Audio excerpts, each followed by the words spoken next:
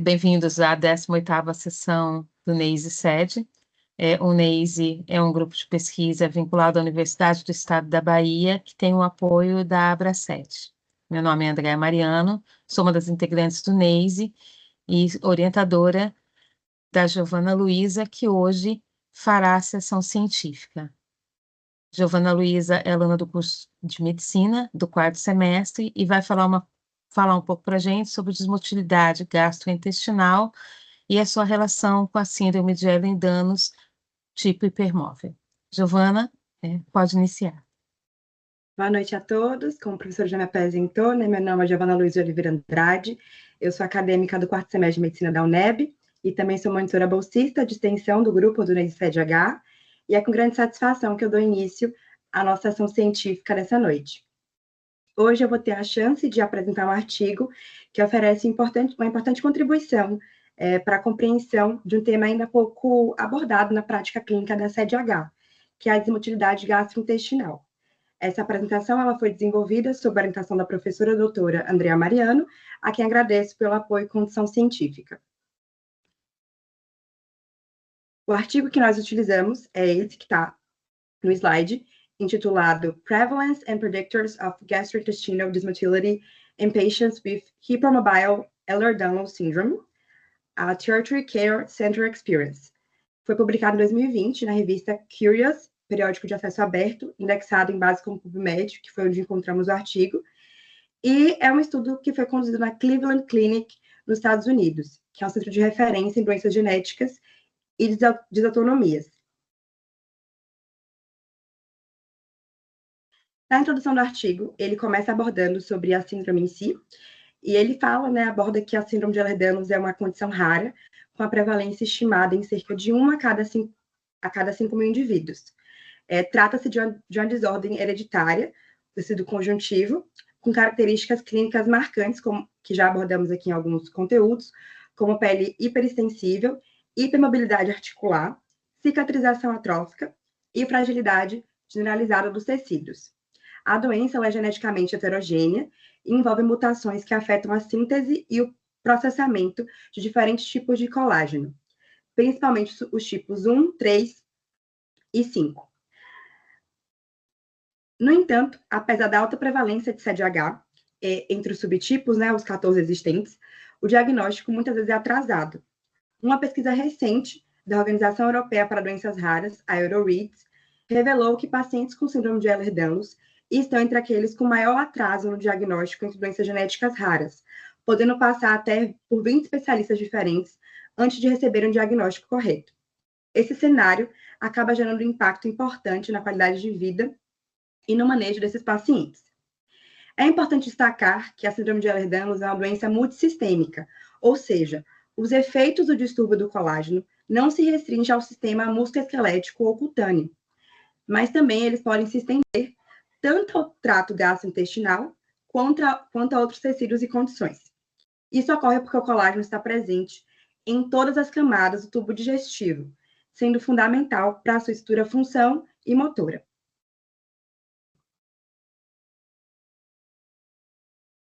Na prática clínica, o artigo, ele fala que é comum observar sintomas gastrointestinais nesses pacientes, especialmente nos pacientes da forma hipermóvel. Vários estudos já descreveram a maior prevalência de síndrome do intestino irritável, dispepsia funcional, com sintomas como plenitude prosprandial, azia, além de náuseas, dor abdominal crônica, constipação, diarreia, disfunção do assoalho pélvico nesses pacientes.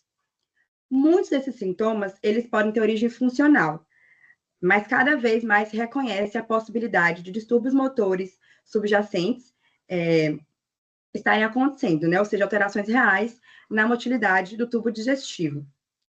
Apesar disso, os dados sobre distúrbios de motilidade específicos em pacientes com SED-H ainda são escassos na literatura. Acredita-se que mecanismos como neuropatia autonômica, alterações neuromiopáticas do sistema entérico e modificações na matriz extracelular possam comprometer a atividade muscular e a propagação dos estímulos neuromotores no trato gastrointestinal.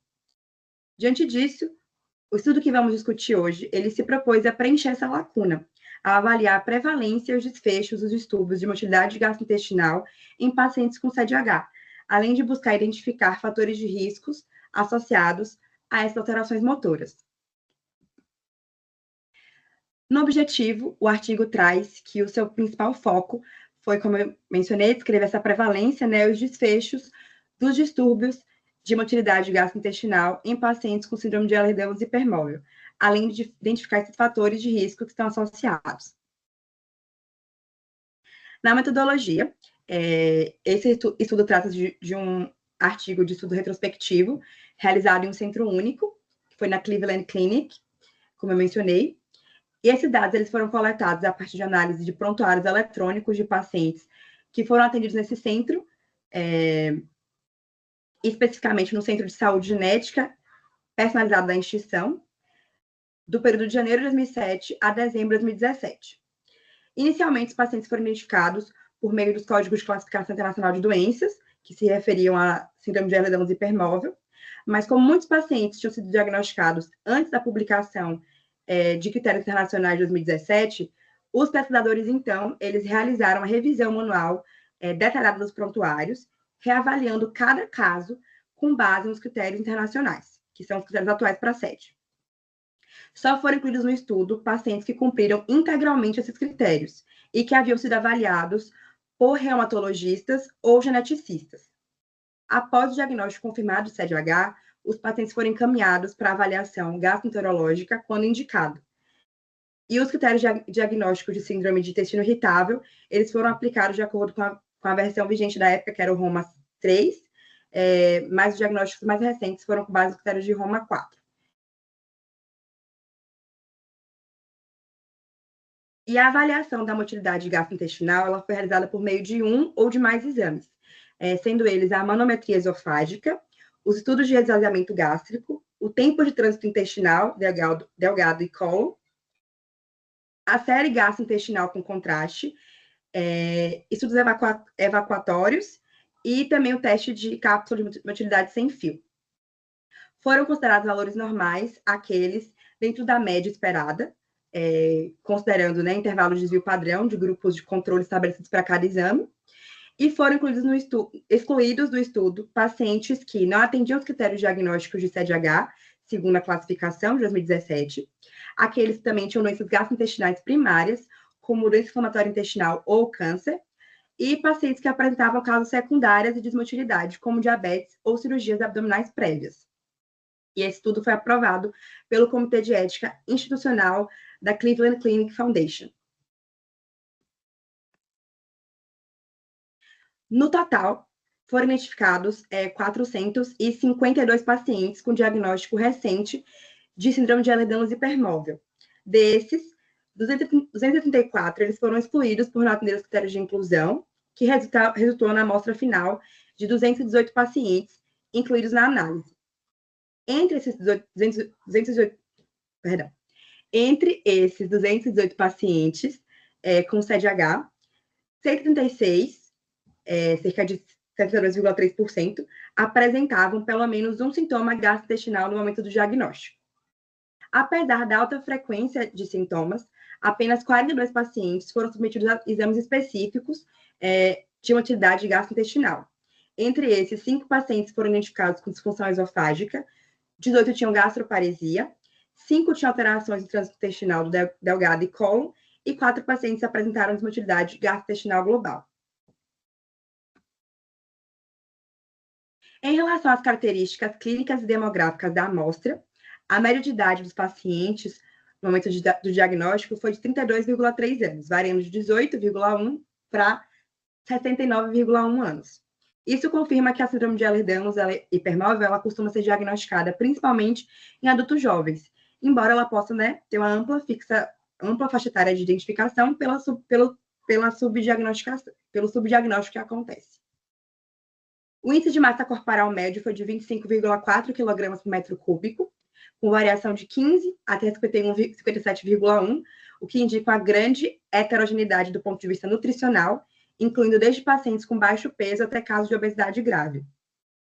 Em relação aos hábitos de vida, 28,4% dos pacientes apresentavam histórico de tabagismo, o que é dado importante a se considerar no contexto de sintomas gastrointestinais e possíveis comorbidades.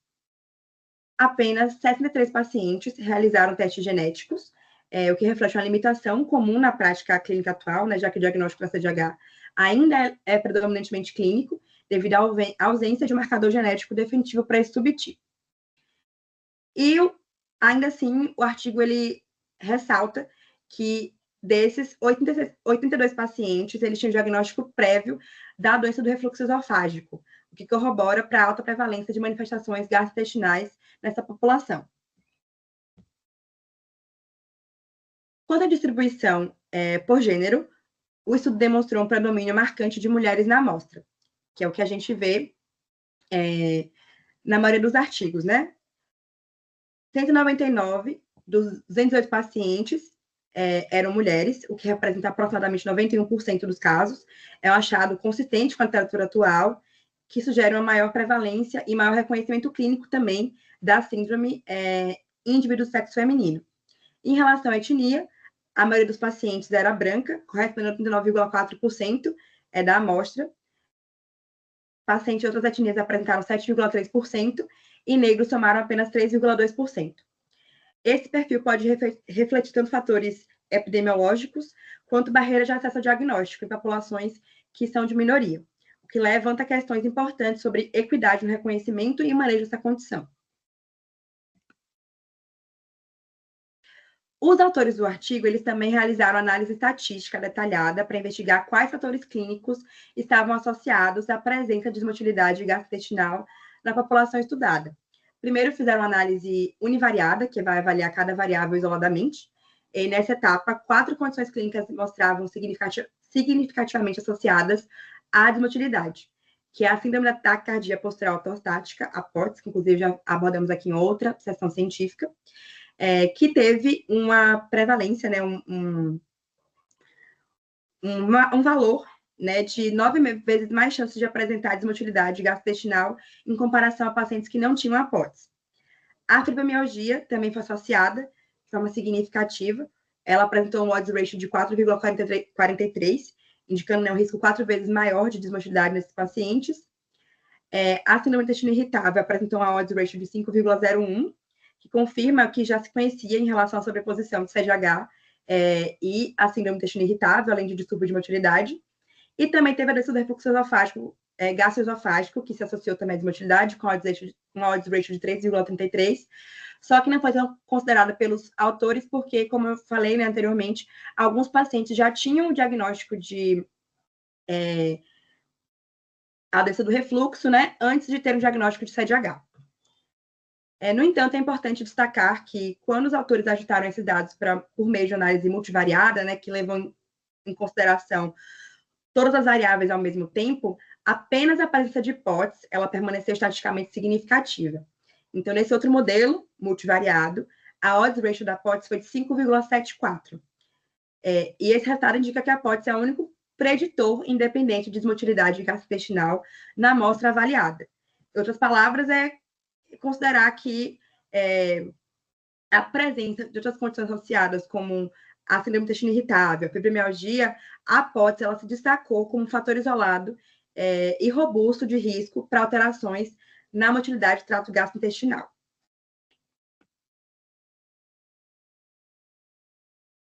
Espera que eu vou beber um pouquinho de água. Depois Gabo corta.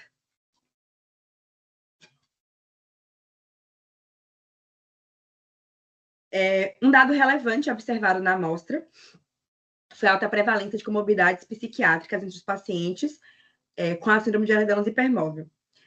Dos 218 pacientes incluídos no estudo, 105 apresentaram ao menos um transtorno psiquiátrico, o que representa 48,2% da amostra, praticamente 1 em cada 2 pacientes.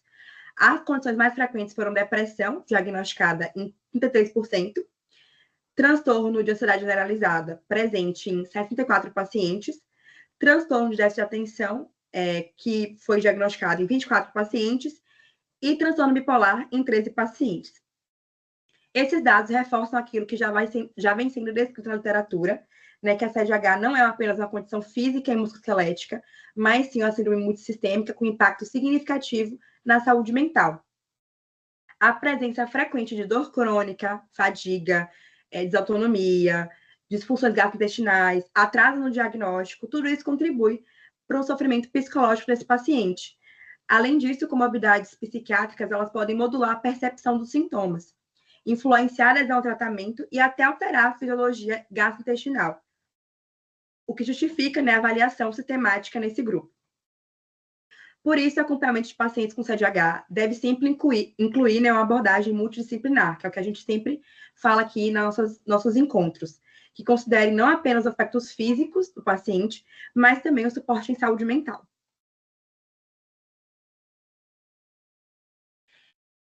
Em relação às manifestações gastrointestinais, esse estudo ele revelou que dos 136 pacientes né, que tiveram algum tipo de sinal, que apresentaram pelo menos um sintoma gastrointestinal na hora do diagnóstico da síndrome de Ehlers-Danlos hipermóvel, os sintomas mais frequentes foram dor abdominal, está aqui nessa tabela, que foi identificada em 68 pacientes, as náuseas, que foi identificada em 67, né? E a constipação, que foi identificada em 61 pacientes. Também tem outros sintomas, como diarreia, história de disfunção do assoalho pélvico, vômitos, disfagias, enfim, alguns outros sintomas que não foram tão... que não apareceram tanto contra esses aqui.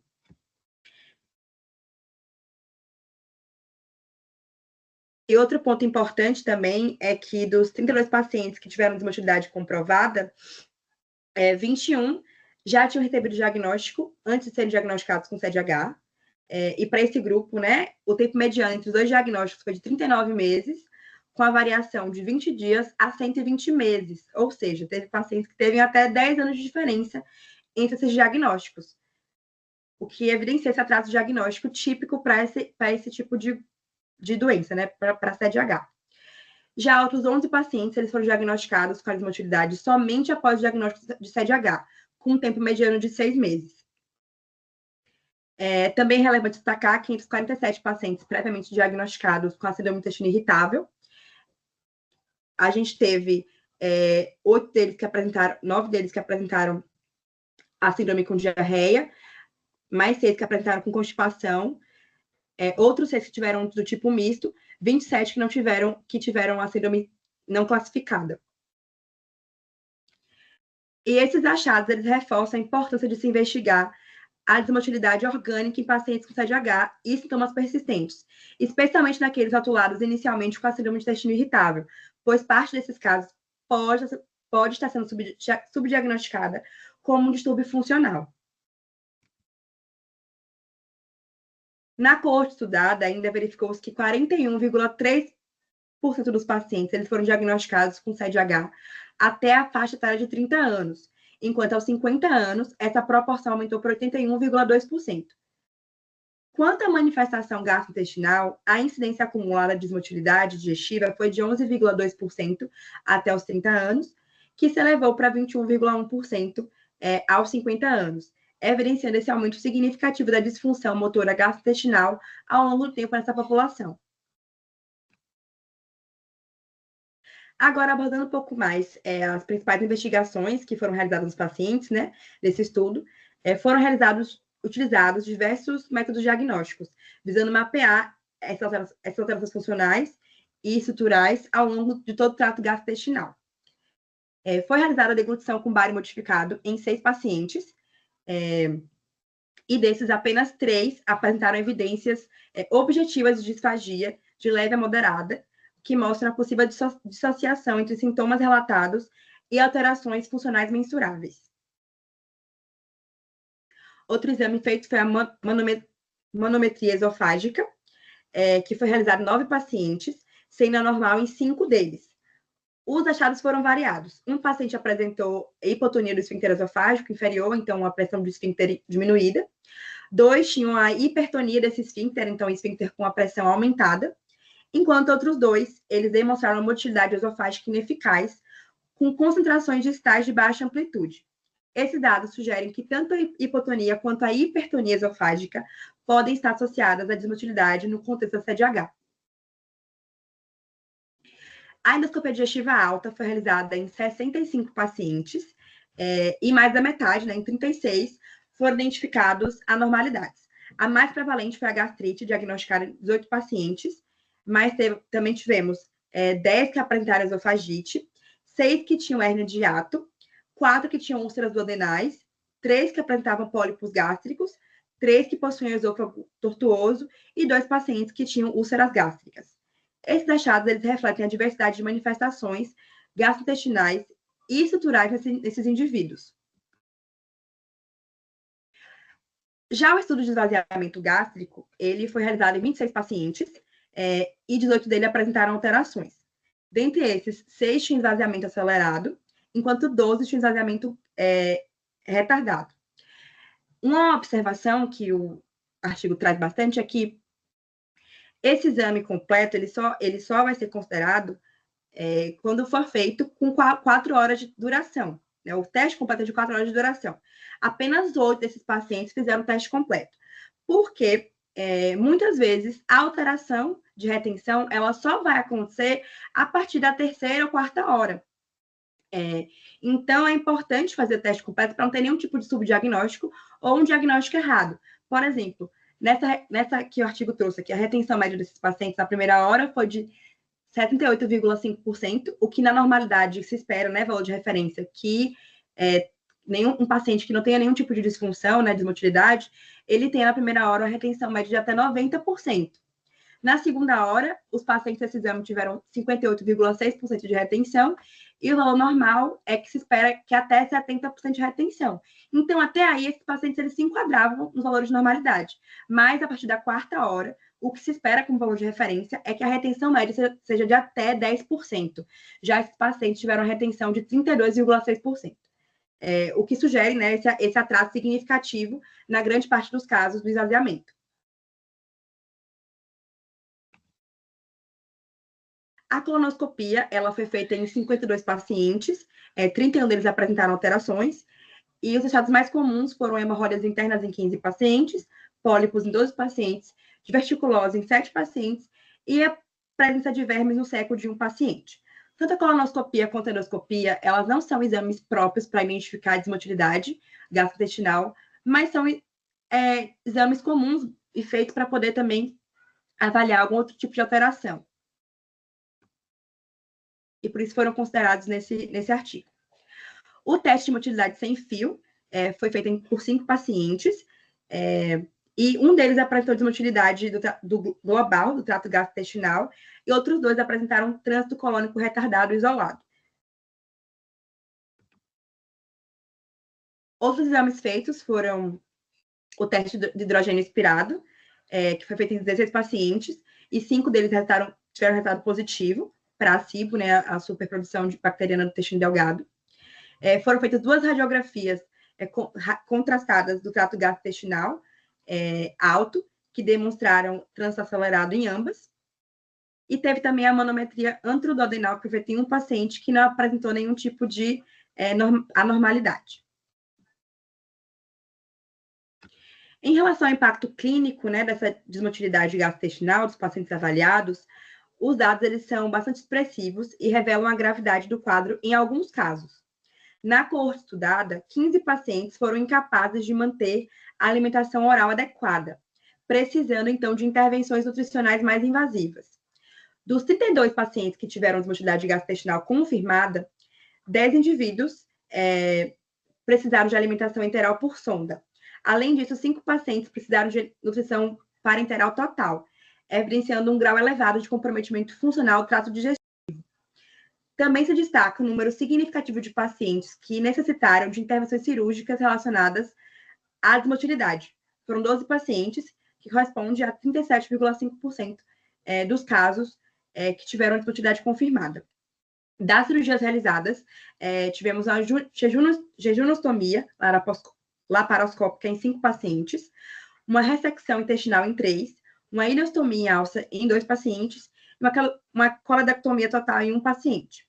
Adicionalmente, teve um caso particularmente grave que evoluiu para um transplante intestinal, como consequência de complicações relacionadas ao uso prolongado da nutrição parenteral. E outro aspecto relevante diz respeito às complicações pós-operatórias.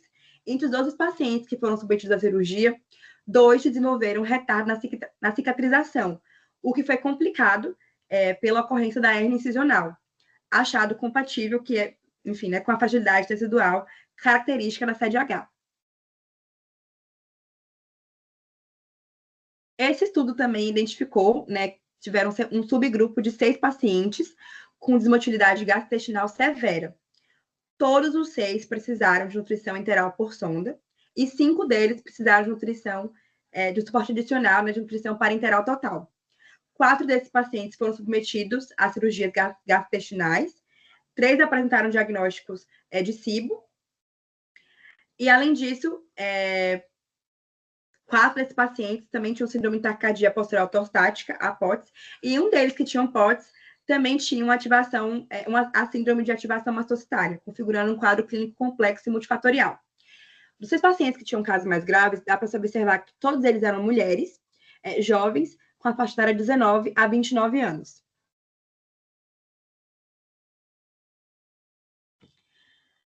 Na discussão, o artigo ele defende um pouco dos seus principais pontos fortes, para poder afirmar os argumentos que ele traz em relação à desmotilidade gastrointestinal.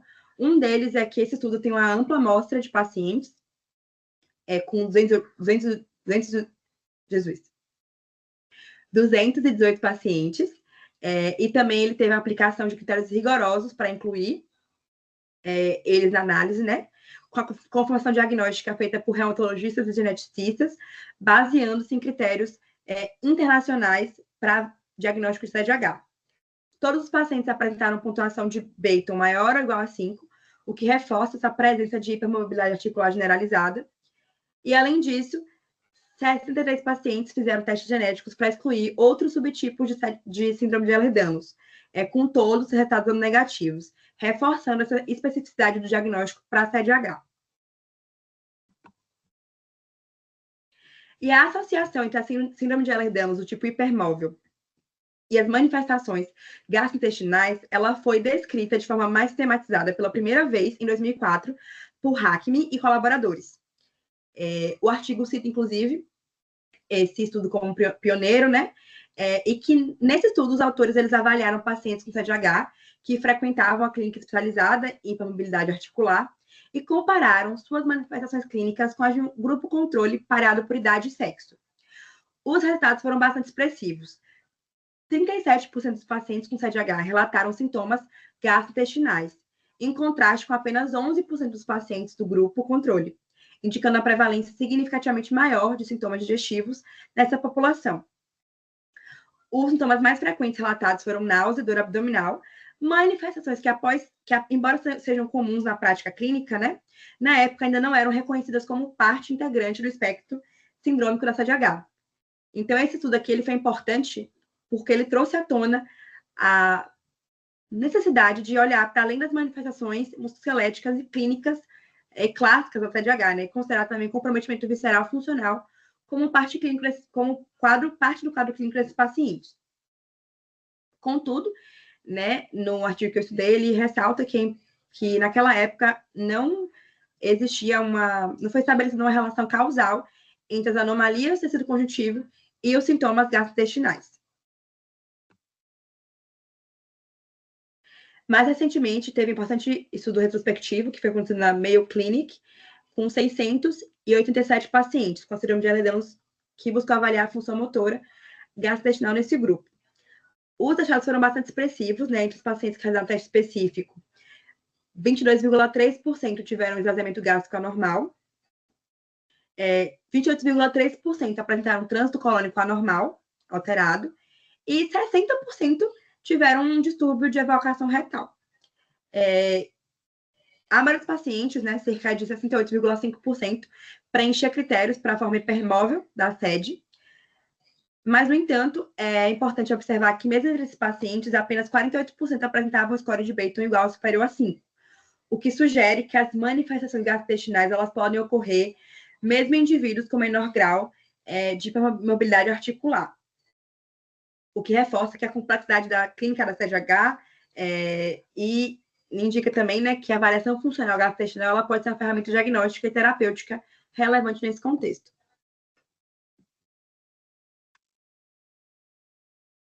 Entre os sintomas gastrointestinais mais comuns relatados, destacam-se, como eu falei, dor abdominal, náusea e constipação, e que, ao todo, 116 pacientes apresentaram pelo menos um sintoma gastrointestinal.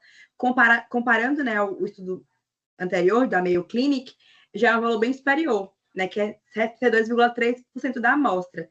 Já no Mayo Clinic, o observado foi 57,5% dos pacientes.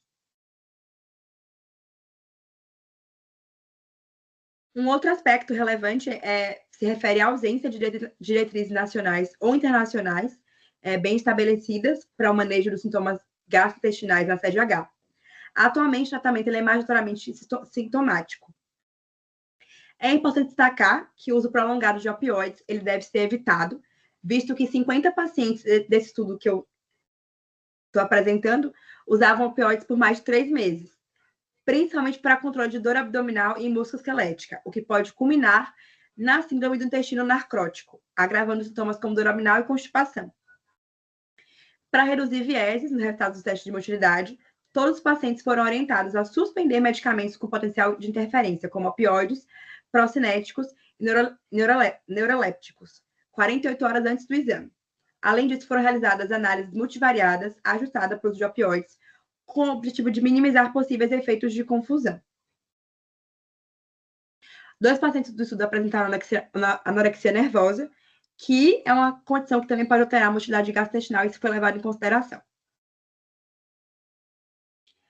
Em casos mais graves, como já discutido anteriormente, pode ser necessário iniciar a alimentação enteral para manter a saúde nutricional e hidratação desse paciente.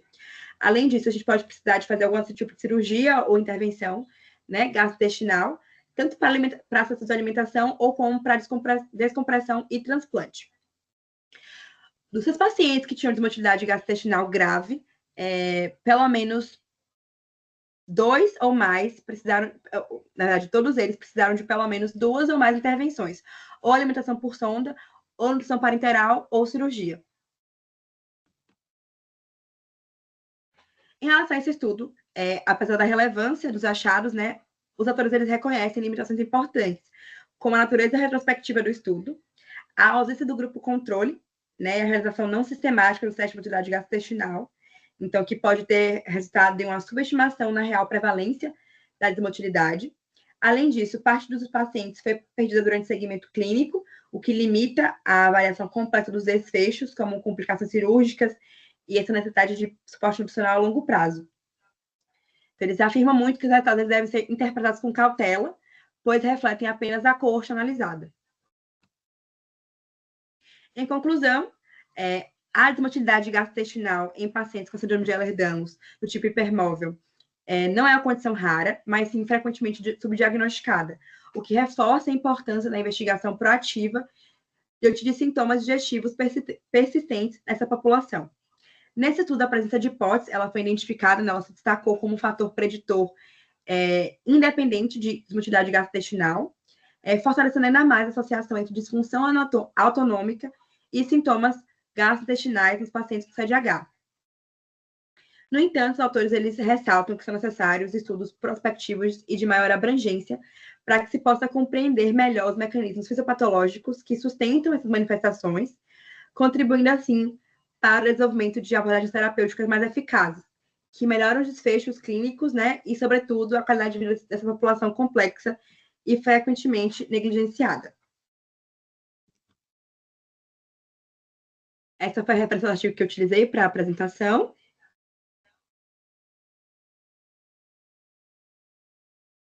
E essa foi, então, a 18ª sessão científica do Grupo NACE SED, EH. Eu agradeço imensamente a presença de todos que nos acompanharam até aqui. Um agradecimento especial ao NEB e à Abraced pelo apoio contínuo e fundamental ao nosso projeto.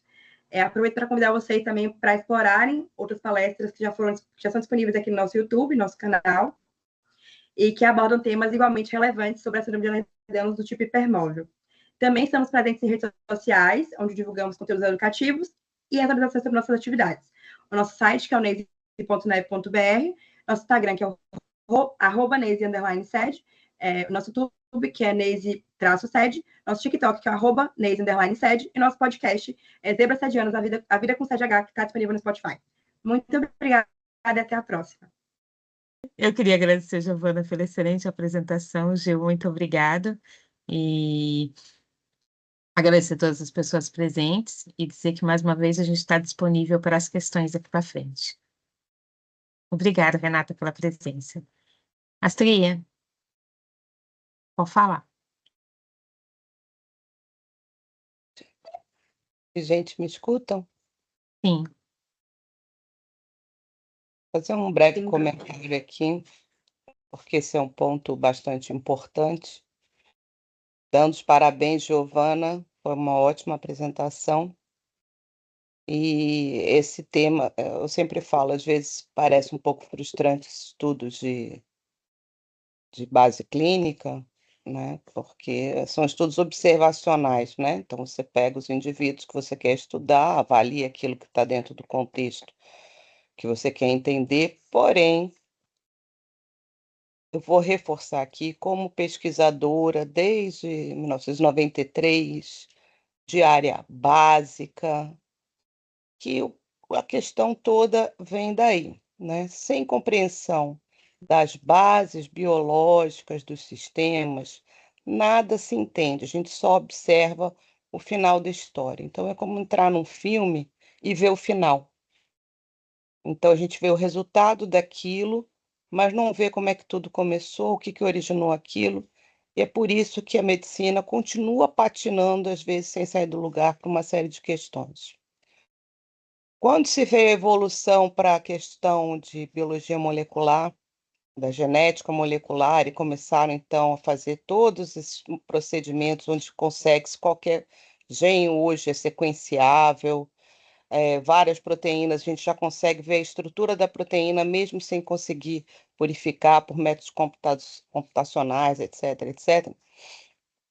Ficou se achando que, pronto, estava resolvido, a gente ia encontrar tudo. E não é verdade, a gente está aqui em 2025 e as coisas continuam meio devagar. Então, especificamente quanto ao tema de hoje, que trata da desmotilidade. Às vezes vocês ficam com dificuldade de compreensão, mas eu vou ressaltar isso. Pessoas com síndrome de Ehlers-Danlos hipermóvel apresentam basicamente dois tipos, como ela mostrou aí, de problemas gastrointestinais que não são recorrentes, podem ser ou não. Elas podem cursar ou com diarreia, que é um problema de má absorção, onde a gente tem eliminação de fezes líquidas, ou seja, com baixa absorção de nutrientes e de água, ou as pessoas têm constipação severa, ou seja, excesso de absorção de nutrientes. E, em primeira instância, isso parece um grande contrassenso, né? Porque seriam processos opostos.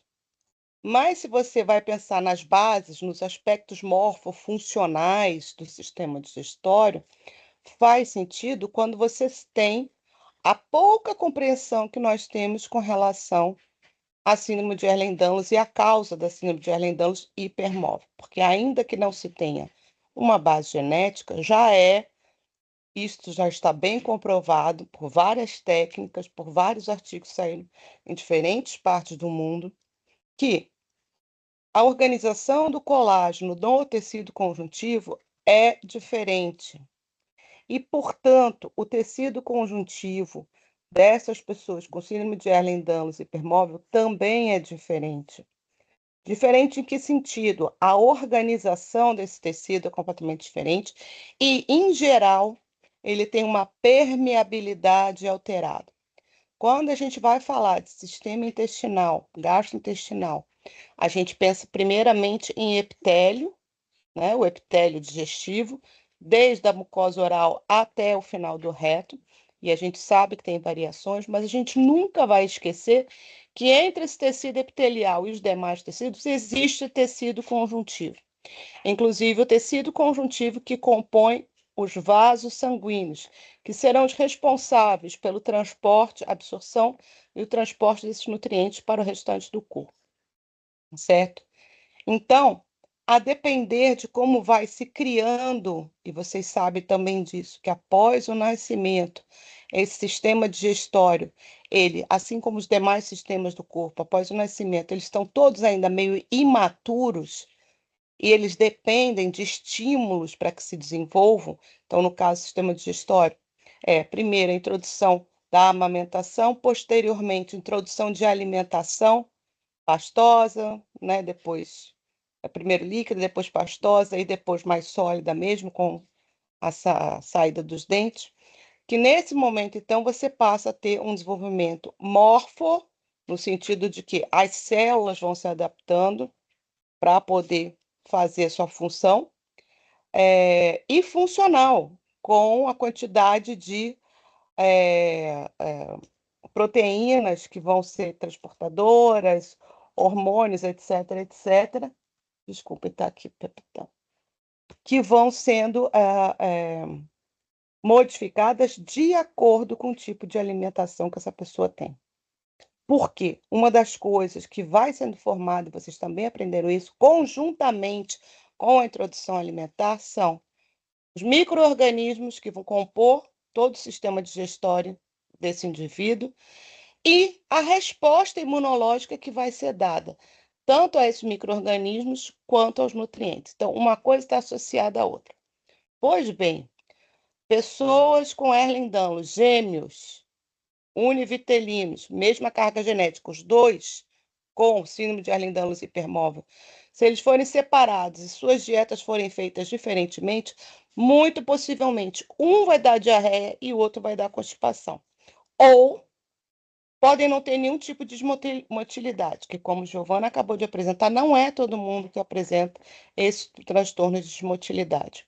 Então, esse é um caso muito comum, e isso que às vezes deixa a medicina meio confusa, falar a síndrome de Ehlers-Danlos, ela se expressa com muitos fenótipos diferentes. Sim, porque tudo que o indivíduo faz como escolha na sua vida, e eu digo assim, escolha entre aspas, porque não é muito direcionada essa questão mesmo que eu acabei de falar, às vezes não é, né? Tudo que ele faz de escolha na sua vida, conforme ele se alimenta, conforme ele se movimenta, conforme a sua psique é desenvolvida, seu estado emocional, etc., etc., isso vai afetar mais de um jeito, mais de outro.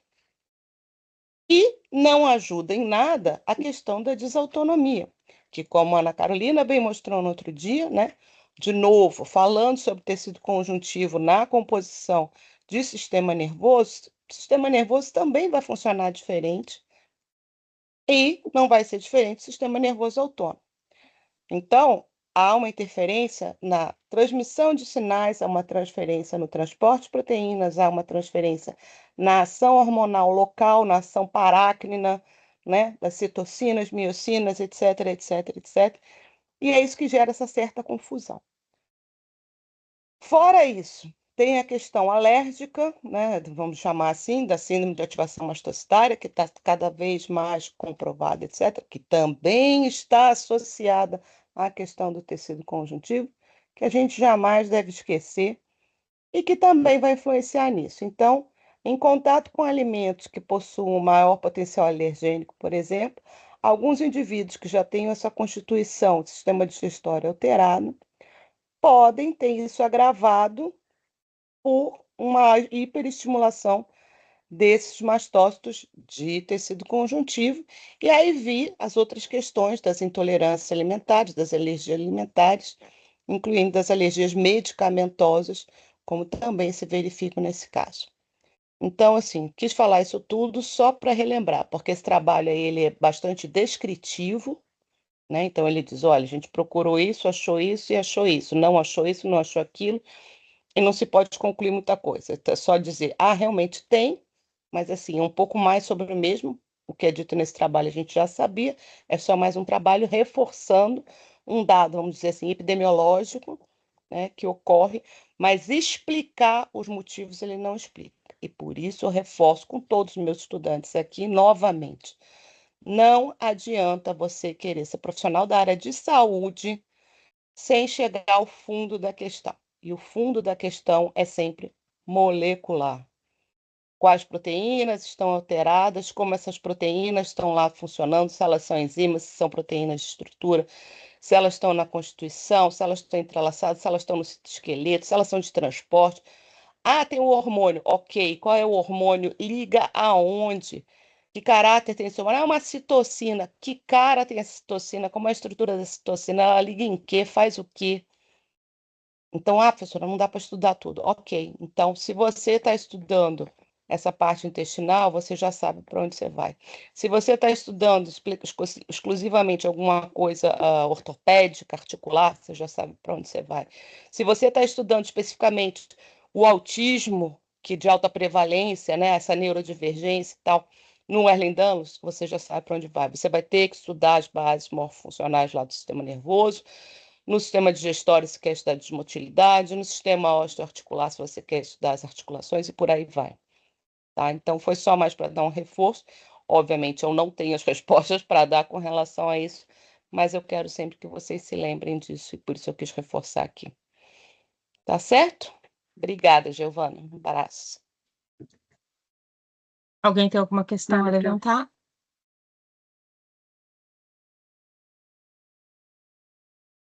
Não?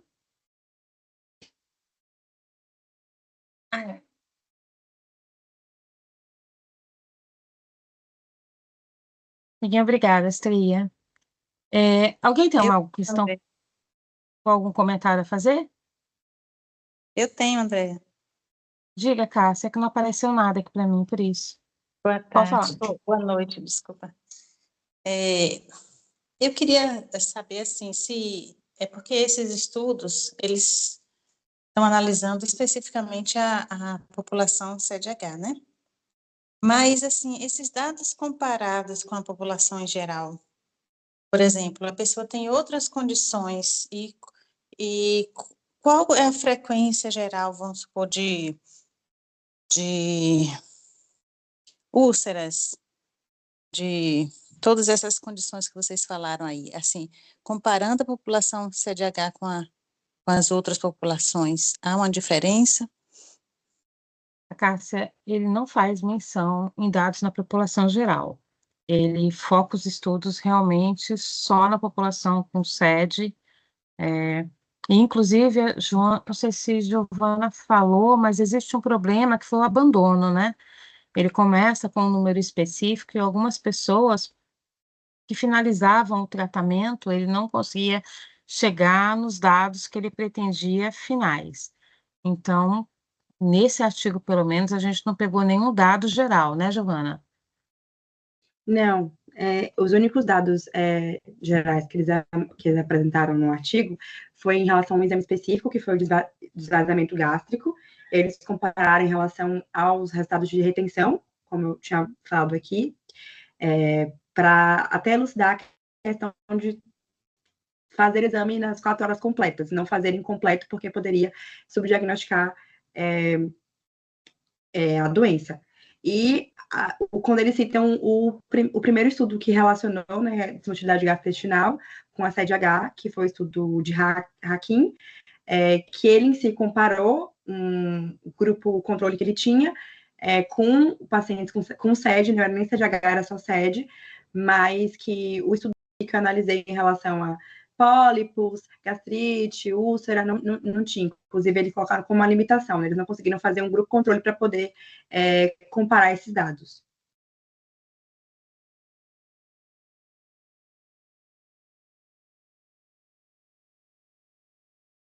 A Cássia?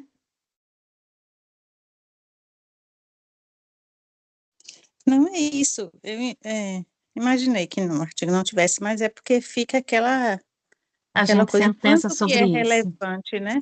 O quanto que é relevante aparecer 40% de sedianos que têm um determinado sintoma desse. Isso em outros grupos aparece como? E se isso é mais notável, né, em sedianos, era uma coisa para ser destacado, né? Talvez uma crítica ao artigo, né, que pudesse acrescentar Mas eu alguma acho coisa que na isso discussão, né? tem sido uma questão recorrente, né? O N da amostra, alguns Ns a gente não encontra. Eu sei porque a Marina ou se apresentaram algumas coisas, e o artigo dizia que ele não encontrava, né, a relação, Mas, na verdade, a pessoa tinha um N pequeno, então, ou consideravelmente pequeno, então, talvez ele não encontrasse, porque ele tinha que expandir o número da amostra, né? Então, a gente tem sempre levado isso em consideração, pelo menos sempre acaba olhando isso, né? Qual foi o N da amostra? Isso não poderia ter sido aumentado, essa calculação não podia ser feita, mas acho que não era o foco dele nesse artigo, era mais apresentar o que ele encontrava. Astria. O que eu ia comentar, que a doutora Genoile, nossa colega gastroenterologista lá da doutora mesmo, com doutorado lá da UNEB, a especialidade dela são doenças inflamatórias intestinais, e ela tem, sei lá, 30 ou 40 anos de experiência nessa área, e é pesquisadora nessa área. Então, ela entende muito, principalmente doença de Crohn, colite ulcerativa, retocolite, essas coisas. E aí, no outro dia, eu falei com ela, não agora para o terceiro ciclo, mas para o próximo do ano que vem, em convidar ela agora com bastante antecedência, pegar esse aí e outros trabalhos. Ana Carolina e Gil. Giovana estão na Liga de Gastroenterologia, então acho que elas podem fazer essa ponte. Se não for Genoli, com a outra professora que elas conheceram, para a gente convidar como palestrante externo e pedir para fazer justamente essa análise, né? Porque elas têm não só o estudo, mas elas também têm a vivência, especificamente nesse nicho, que é uma coisa que ocorre. Claro que, como elas são gastroenterologistas, elas também lidam com gastrite, com úlceras e outras questões, né? Acho que elas podem abordar isso. Mas me parece, só me parece, que agora eu não estou com dado na cabeça sobre isso, que existe um quantitativo grande, né, uma prevalência grande dessas doenças na população em geral, mas tem dois pontos aí. Primeiro que, assim, eu acho que essa prevalência é menor do que a se vê em Ehlers-Danlos. E segundo, quantas dessas pessoas que estão em tratamento para essas doenças inflamatórias intestinais podem ser pacientes também com Ehlers-Danlos sem diagnóstico? Porque isso é uma realidade, né? E a gente não tem como saber. Se a grande questão da CDH como um todo é justamente o subdiagnóstico, né? Por isso seria tão importante a gente chamar elas e outros gastroenterologistas para que eles comecem a ter um outro olhar sobre seus próprios pacientes. Porque como aquela queixa ali é a mais grave, por exemplo, doença de Crohn, essa retocolite, elas são gravíssimas. Tem casos muito, muito graves.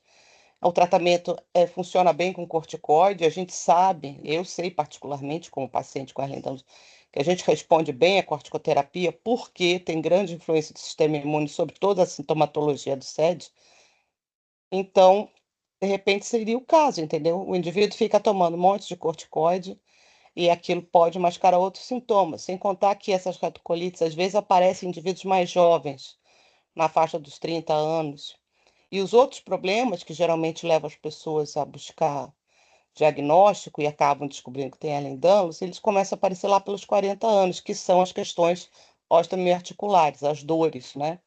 E aí foi como eu estava falando antes. Se essa pessoa sempre teve uma boa alimentação e outras coisas que vão contribuir para que o sistema digestório seja menos responsivo de forma negativa, né, com relação à manifestação da CDH, pode ser que seja um caso como esse, né? Essas pessoas talvez não tenham tido uma introdução alimentar boa, uma composição boa, e aí começaram a ter primeiro o problema gastrointestinal, e aí passa a ser o problema principal, e seria uma coisa a se averiguar, entendeu? Como outras questões que a gente já discutiu aqui, a própria questão da fibromialgia, da fadiga crônica, tem uma série de outras doenças que vem se discutindo se, na verdade, elas não se sobrepõem à síndrome de Ehlers-Danlos, que as pessoas só estavam olhando para um ponto e não olharam para o quadro sistêmico. E o paciente com Ehlers-Danlos, se ele não é avaliado sistemicamente, você não chega a um diagnóstico. Se a pessoa só cuida no ortopedista, só cuida no gastro, só cuida no dermato, as coisas não se relacionam e nunca a pessoa vai nem pensar nisso, muito menos o profissional que não conhece também. Por isso que eu vivo reforçando como é importante esse trabalho que a gente faz aqui de divulgação e de trazer à tona essas questões e trazer os profissionais para falar. Então, vocês estavam falando qualquer coisa aí de planejamento para o ano que vem, já pode incluir professora Genólia, aí vamos preparar ela para isso.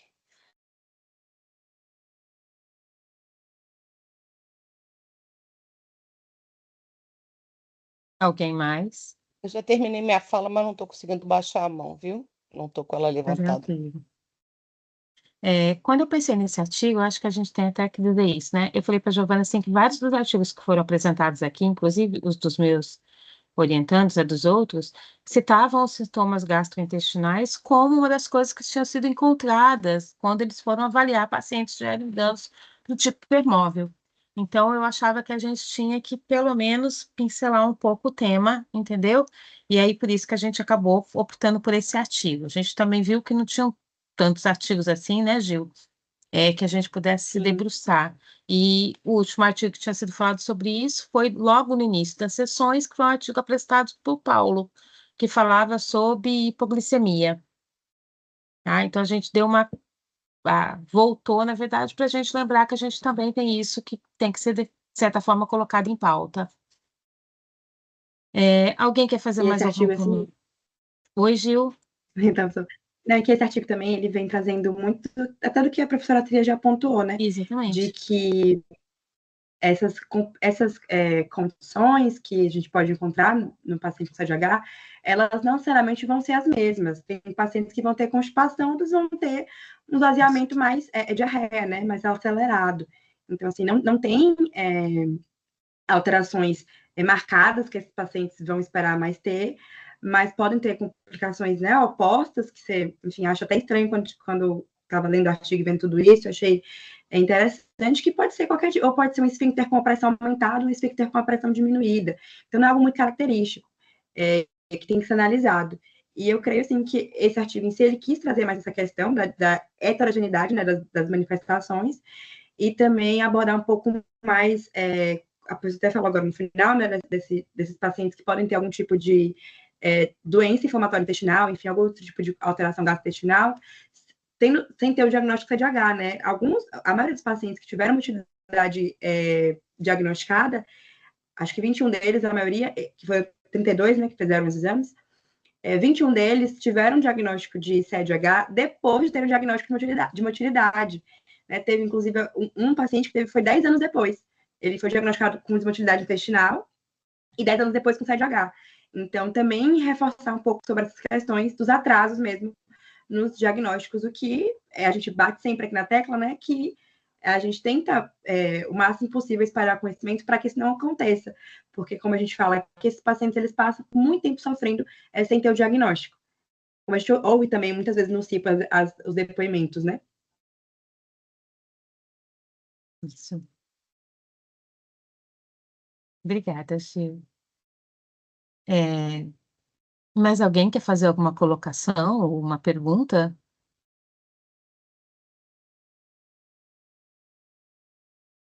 Pronto.